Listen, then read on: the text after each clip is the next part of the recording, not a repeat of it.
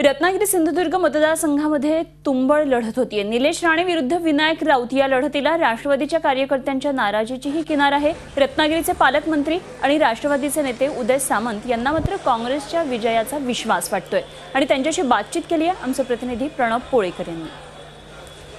दुसऱ्या टप्प्याच्या मतदानाला सुरुवात झाली आहे। आपण आहोत रत्नागिरी सिंधुदुर्ग लोकसभा मतदारसंघाच्या ग्रामीण भागामध्ये पाली या ठिकाणी। आपण बघू शकतो की या ठिकाणी मतदानाला जे आहे ती रांग लागलेली आहे आणि रांगेमध्ये मोठ्या प्रमाणात जे आहे ते मतदार आपला मतदानाचा हक्क बजावण्यासाठी या ठिकाणी आलेले आहेत। याच रांगेमध्ये जे आहेत ते राज्याचे नगरविकास राज्यमंत्री उदय सामंत आपल्या सोबत आहेत। सर, काय सांगाल मतदारांना, तुम्ही काय आवाहन कराल? आजची मतदानाची परिस्थिती बघितल्यानंतर प्रशासनानं मतदान करण्याच्या संदर्भामध्ये जी जनजागृती केलेली आहे त्याला उत्स्फूर्त प्रतिसाद मिळालेला आहे आणि शासनाच्या वतीनं मला देखील आवाहन करायचं आहे की या मतदानाचा अधिकार जो आहे तो प्रत्येकानं बजावला पाहिजे। कारण देशाची निवडणूक आहे, देशाचा पंतप्रधान कोण असावा ही ठरवणारी निवडणूक आहे। म्हणून जास्तीत जास्त मतदान व्हावं ही शासनामार्फत माझी देखील जनतेला विनंती आहे। तुमच्या हातामध्ये वोटिंग कार्ड आहे, तर ते एक जरा दाखवलं तर बरं होईल लोकांना की कशा प्रकारे। आणि दुसरं महत्त्वाची गोष्ट अजून काय आवाहन कराल, म्हणजे लोकांनी जास्तीत जास्त बाहेर पडावं की नाही यासाठी काय आवाहन कराल?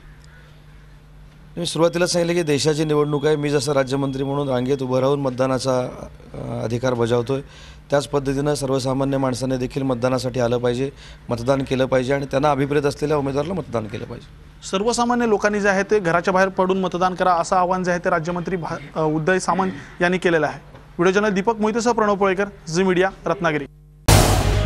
झी 24 तास रहा एक पाऊल पुढे।